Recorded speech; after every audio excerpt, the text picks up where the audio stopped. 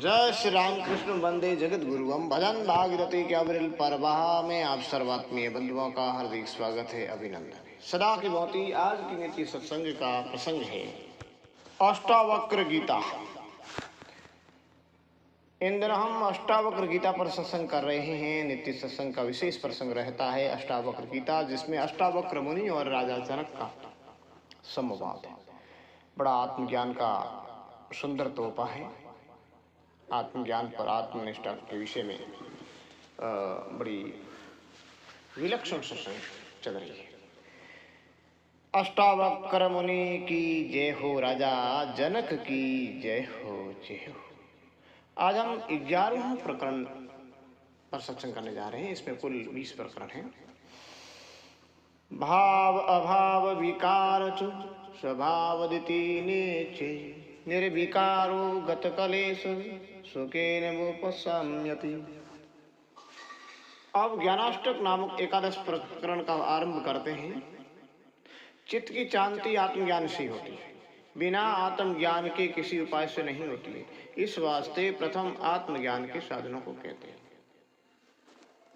भाव अभाव अर्थात स्थूल सूक्ष्म शरीर से जितने विकार अर्थात कार्य है, वे सब माया और माया के संस्कारों से ही उत्पन्न होते हैं और निर्विकार आत्मा से कोई भी विकार नहीं होता।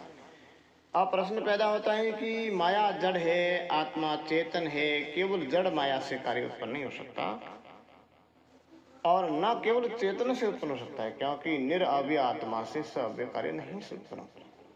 और न केवल जड़ माया में आप से आप बिना चेतन के संबंध कोई कार्य उत्पन्न नहीं हो सकता। यदि होवे तब बिना ही कुलाल के आप से आप मृत्तिका के घट उत्पन्न हो जाना चाहिए, पर ऐसा होता नहीं।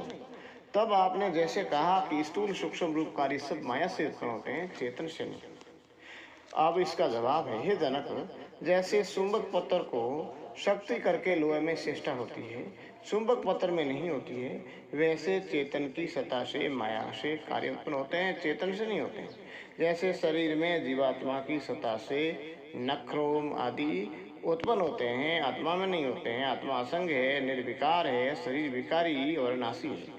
आत्मा नित्य है, चेतन है, शरीर जड़ है, अनित्य है। ऐसा निश्चय करने वाला पुरुष बिना परिश्रम के शांति को प्राप्त होता है, दूसरा नहीं होता।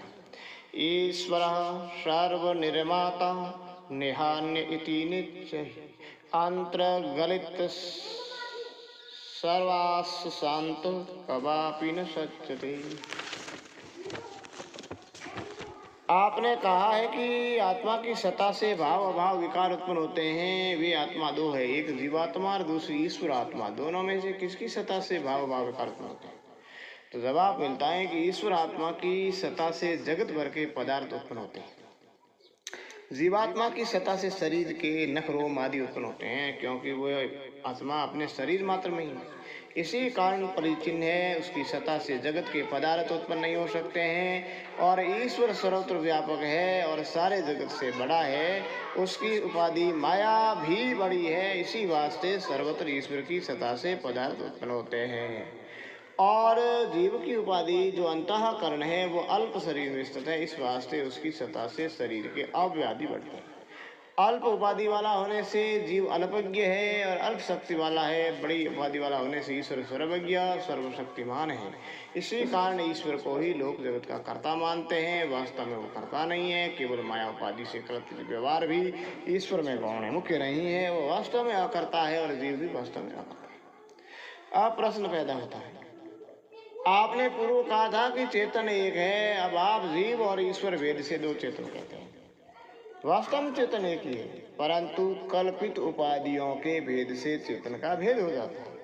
हे राजन, अविद्या तत्कार्य रहित शुद्ध अविद्या और अविद्या के कार्य से रहित जो चेतना है उसी का नाम शुद्ध चेतन है। उसी को निर्गुण ब्रह्म भी कहते हैं।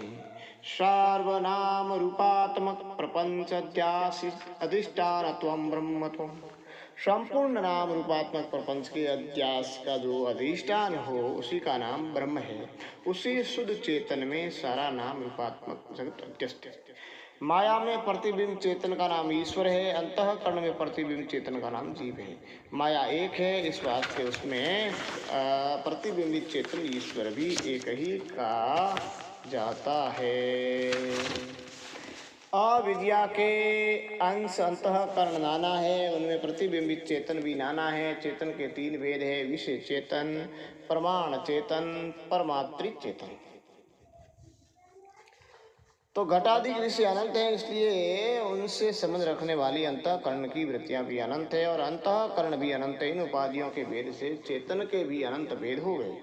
वास्तव में चेतन एक महाकाश की तरह है। जैसे महाकाश का घट पट आदि उपाधियों के साथ वास्तव में कोई संबंध नहीं है, जैसे वैसे कल्पित उपाधियों के साथ अंतःकरणों का कोई संबंध नहीं है। ऐसे निश्चय करने वाला पुरुष निश्चल चित्त होकर कहीं भी संसक्त नहीं होता।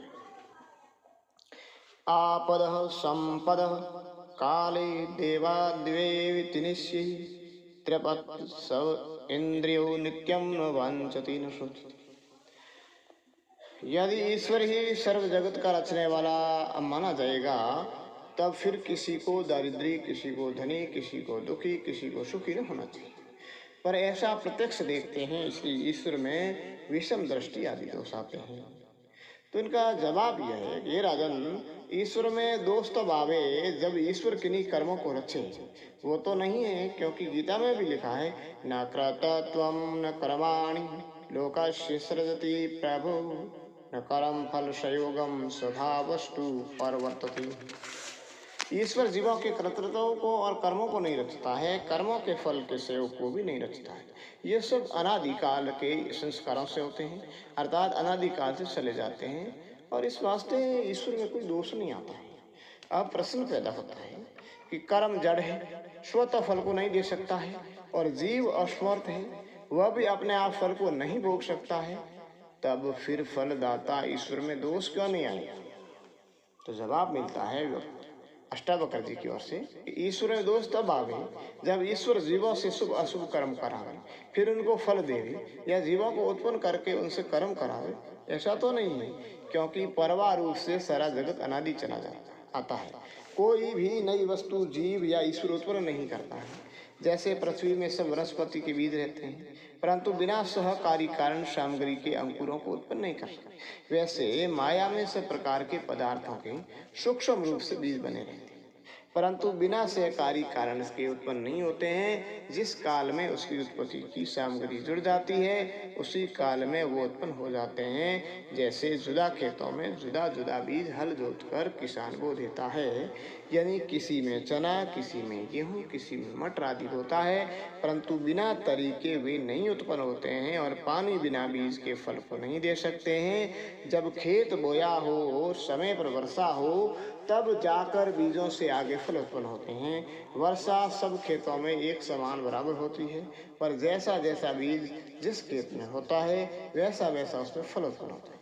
न केवल खेत फल को उत्पन्न कर सकता है, न केवल बीज ही फल को उत्पन्न कर सकता है। खेत, बीज और वर्षा तीनों मिलकर के ही फल को उत्पन्न करते हैं।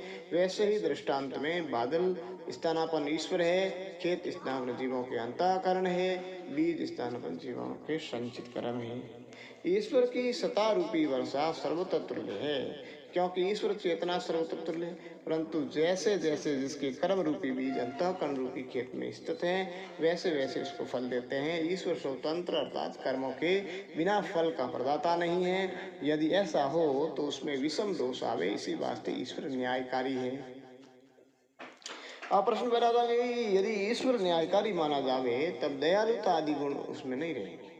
दयालुता आदि गुण यदि माने जाएंगे, तब न्यायकारिता नहीं रहती, क्योंकि दोनों परस्पर विरोधी है। जो राजा न्यायकारी होता है वो दयालु नहीं होता है। यदि दयालुता करेगा, तब किसी हनन करता पुरुष को हनन करने की आज्ञा नहीं देगा। यदि देगा तब रोने चिल्लाने लगेगा, क्योंकि प्राण तो सबके प्यारे हैं। उसके दुख को देखकर राजा को उस पर दया होगी, दया के वश होकर राजा उसको छोड़ देगा, तब उसकी न्यायकारिता जाती रहेगी। इसी तरह ईश्वर भी यदि पापियों को पाप का फल जो दुख है उसको नहीं देगा और दया करके छोड़ देगा, तब जगत में कोई भी दुखी नहीं रहेगा। और ऐसा तो नहीं देखते हैं, क्योंकि संसार में लाखों पुरुष बड़े बड़े असाध्य रोगों से दुखी हैं। रात दिन ईश्वर ईश्वर पुकारते पुकारते मर जाते हैं, पर उनका दुख दूर नहीं होता। लाखों अकाल में अन्न बिना मर जाते हैं। जीव कर्म के फल दुखों को भोग कर अच्छे हो जाते हैं। अनेक प्रकार के कार्य हैं, अनेक प्रकार के उनके फल हैं, बिना भोग के कर्म नहीं छूटते हैं। इन्हीं युक्तियों से सिद्ध होता है कि ईश्वर न्यायकारी है, दयालु नहीं। अब प्रश्न पैदा होता है, फिर भक्त लोग ईश्वर की भक्ति करने के काल में क्यों कहते हैं कि हे ईश्वर आप दयालु है, कृपालु है, न्यायकारी है? तो जवाब मिलता है कि गुणा आरोप्य के बिना भक्ति और उपासना नहीं हो सकती। जैसे मिथ्या कल्पी हुई मूर्ति के ध्यान करने से, उस मूर्ति में चित्त को रोकने से चित्त में शांति और आनंद होता है। चित्त के निरोध से नित्य आत्म सुख की प्राप्ति होती है। वैसे ही मिथ्या, दयालुता आदि गुणों को ईश्वर में आरोप्य करने से ईश्वर में प्रेम उत्पन्न होता है। उस प्रेम से उसको आनंद आता है। उसी प्रेम का नाम भक्ति। दयालुता आदि गुणों का आरोप्य करना निरर्थक नहीं है। वास्तव में तो ईश्वर गुणातीत है। गुण माया का कार्य है। और माया के संबंध से ईश्वर गुणों वाला कहा जाता है। संसार में सब जीवों को आपदाएं और संपदाएं, आपदाएं, हाँ, संसार में सब जीवों को आपदाएं और संपदाएं प्राप्त कर्मानुसार प्राप्त होती है। ऐसे निश्चय करने वाला जो पुरुष है, भोगों की तृष्णा से जो रहित है और जिसके इंद्रिय आदि वश में है, किसी पदार्थ में जिसका इच्छा नहीं है, जो अप्राप्त वस्तु की प्राप्ति की इच्छा नहीं करता है और जो प्राप्त वस्तु के नष्ट होने से शोक नहीं करता है, वही नित्य सुख प्राप्त होता है। सुख दुखे जन्म मृत्युर्देव देवेति निश्चयः साध्यदृशि निरायासुः कुर्वन्नपि न लिप्यते। पूर्वोक्त निश्चय करने वाले ज्ञानी भी तो कर्मों को करते हुए दिखाई पड़ते हैं। उनको कर्मों का फल होगा या नहीं? जो यथार्थ बोध वाले हैं उनको कर्मों का फल नहीं होगा, क्योंकि प्रथम वे फल की कामना से रहित होकर कर्मों को करते हैं। दूसरे वे श्रेष्ठाचार के लिए कर्मों को करते हैं। तीसरे वे कर्मों को देह इंद्रिय आदि के धर्म मानते हैं। अपने आत्मा का धर्म नहीं मानते हैं। स्वतः अहंकार से रहित होकर भी कर्मों को करते हैं। इन सारे हेतुओं से उनको कर्मों का फल नहीं होता। गीता में भी कहा है, यस्य नाम कृतो भाव बुद्धिर्यस्य न लिप्यते हत्वापि इमालोकान् हन्ति न विद्यते। जिसका देह इंद्रिय आदिकों में अहम कृत भाव नहीं है, अर्थात मैं देह हूँ, ये मेरा, ये देह है, इस प्रकार की जिसकी भावना नहीं है, और कृतत्व भक्तत्व बुद्धि भी जिसकी आसक्ति युक्त नहीं है, वो विद्वान यदि प्रारब्ध कर्म के वश से शरीर आदिकों से तीनों लोगों का बद्ध भी कर देवे तो भी उसको ऐसा करने का फल लिप्त नहीं होता। जो इस प्रकार निश्चय करता है कि सुख दुख आदि ये सब प्रारब्ध कर्म के वश से जीवों को होते हैं, वह विद्वान परिश्रम से रहित प्रारब्ध वश से कर्मों करता हुआ उनके फल के साथ लिप्त नहीं होता। चिंतया जायते दुखम नान्यते निश्चयी तया हीनः सुखी शांतः सर्वत्र गलितस्पृह। अब प्रसन्न पैदा होता है, कर्मों को करता हुआ पुरुष उनके फल के साथ लिप्त क्यों नहीं होता? जो करता होता है वही भुगता भी अवश्य होता है। अब इनका जवाब मिलता है, इस संसार में पुरुष को चिंता करने से ही, इस संसार में पुरुष को चिंता करने से ही दुख उत्पन्न होता है।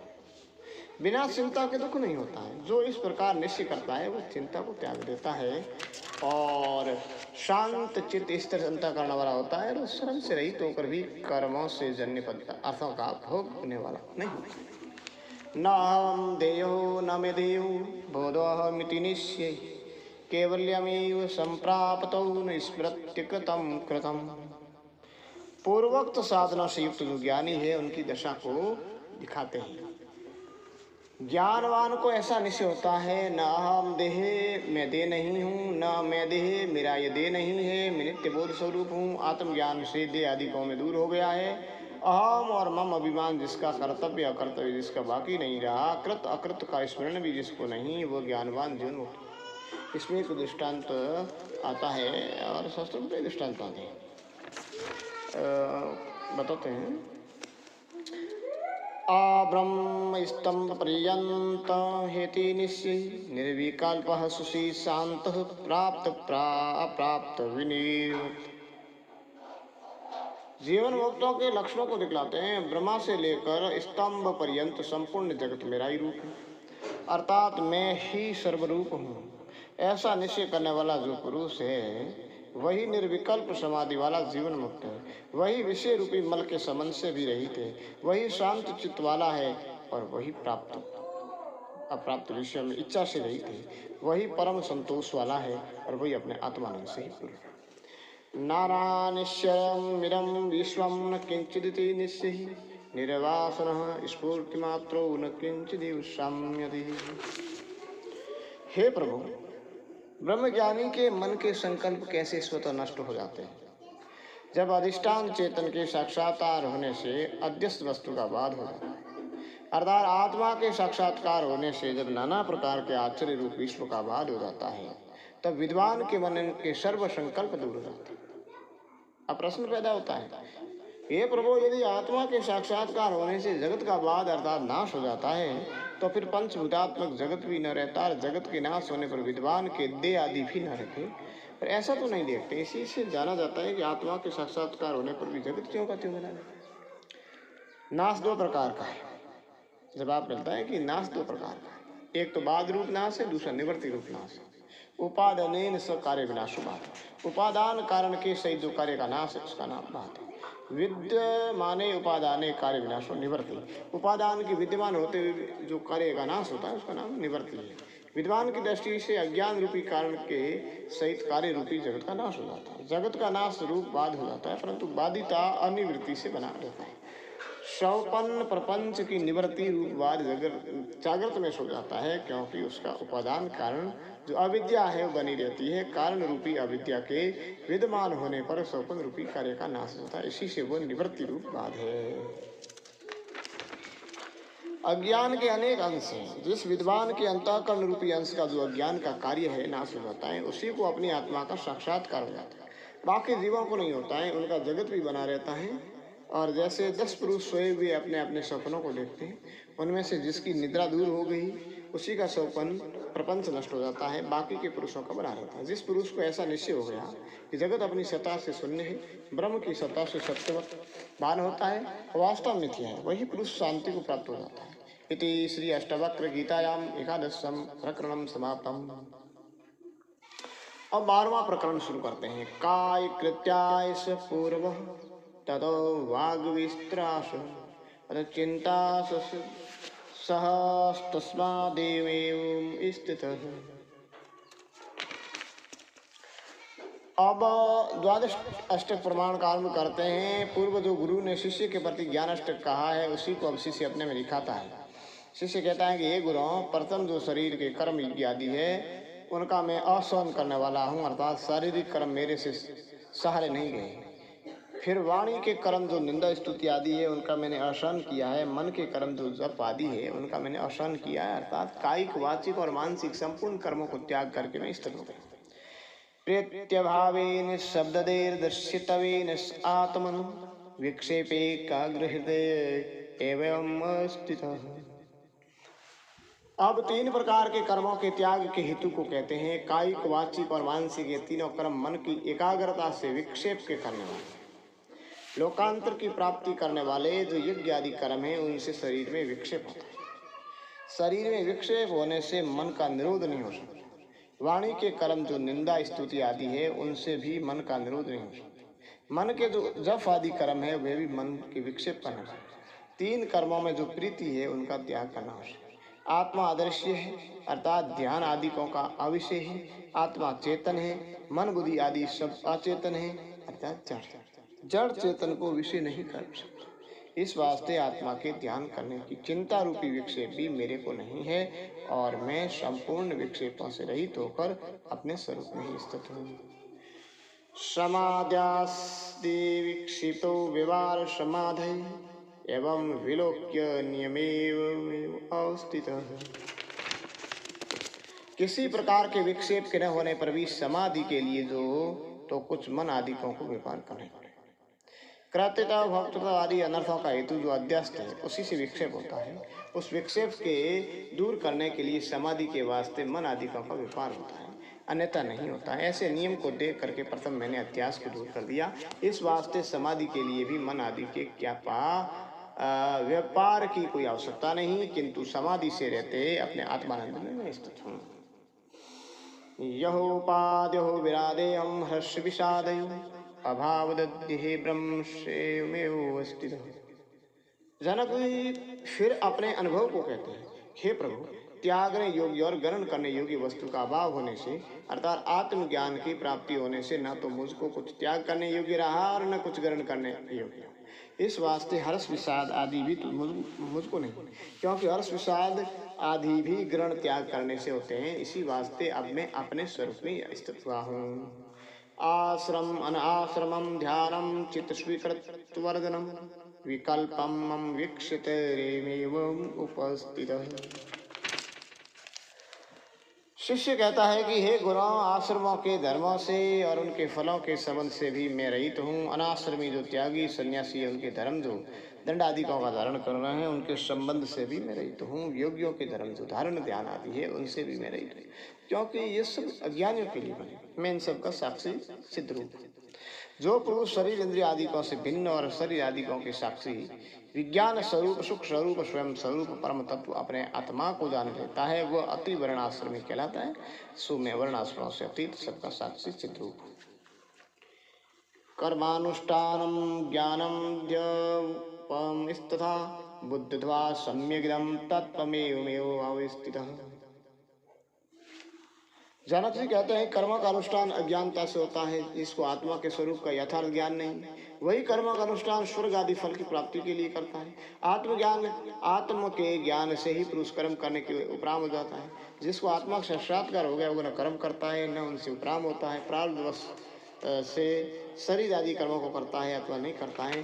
ऐसा जानकर ज्ञानी अपने नित्यानंद स्वरूप में स्थित है।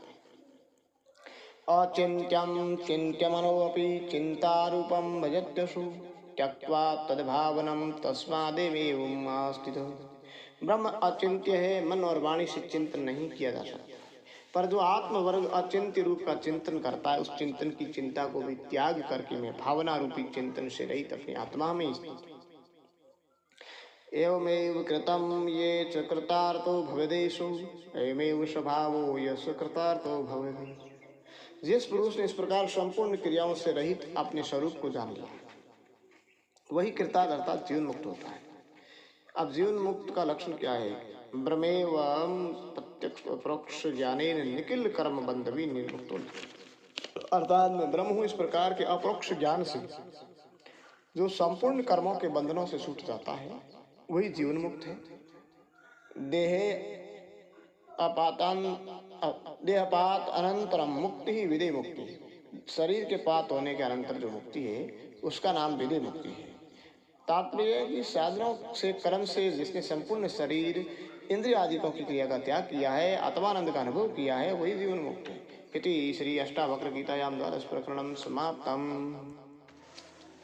अब हम 13वां प्रकरण करते हैं। अकिंचन भवम स्वास्थ्यम कोपि न तवेपि दुर्लभम त्यागदानो व्यासी यथा सुखम। इस त्रयोदश प्रकरण में जीवन मुक्त के फल का निरूपण करते हैं।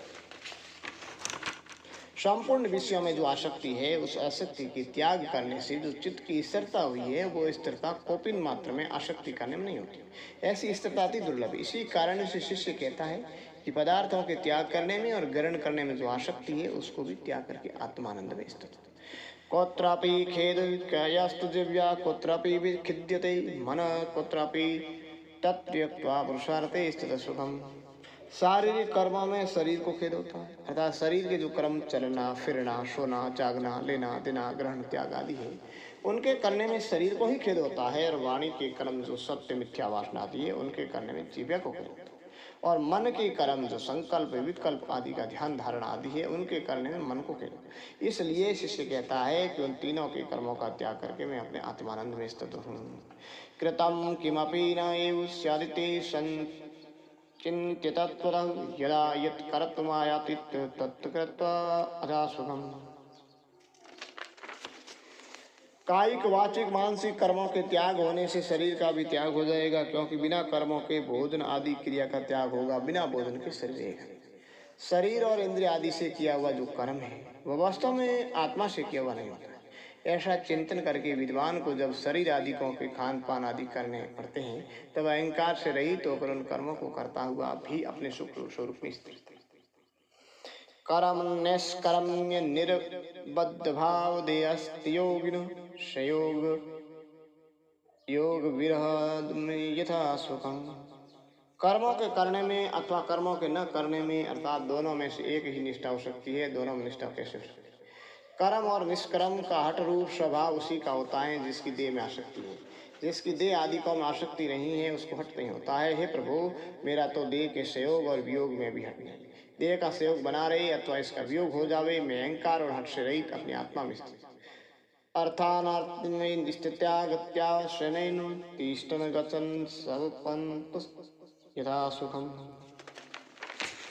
शिष्य कहता है कि हे गुरु, लौकिक व्यवहार जो चलना फिरना बैठना उठना आदि है उसमें भी मेरी हानि लाभ कुछ भी नहीं, क्योंकि लौकिक व्यवहार में भी अभिमान से रहित हूँ। चाहे मैं सोता रहूँ, बैठा रहूँ, चलता फिरता रहूँ, सब क्रियाओं में भी मैं अपने आत्मानंद में एक रस्यों का त्यों स्थित।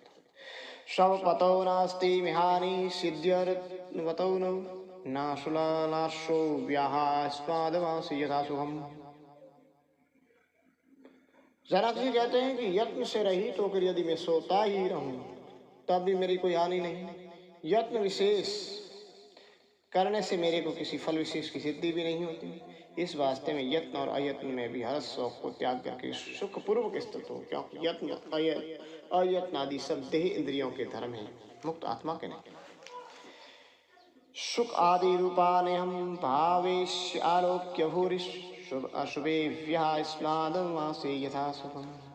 जनक जी कहते हैं कि अनेक जन्मों में मनुष्य और पशु आदि को के जितने भाव आधार जन्म होते हैं उनको जो सुख दुख आदि प्राप्त होते हैं वे सब अनित्य है। सब बहुत स्थलों में देखा जाता है, क्योंकि संसार में सब देहधारियों को दुख सुख बराबर बने रहते हैं। कोई भी ऐसा देहधारी संसार में नहीं है जो सदैव सुखी रहे, किंतु यत किंचित काल सुख और बहुत काल दुख।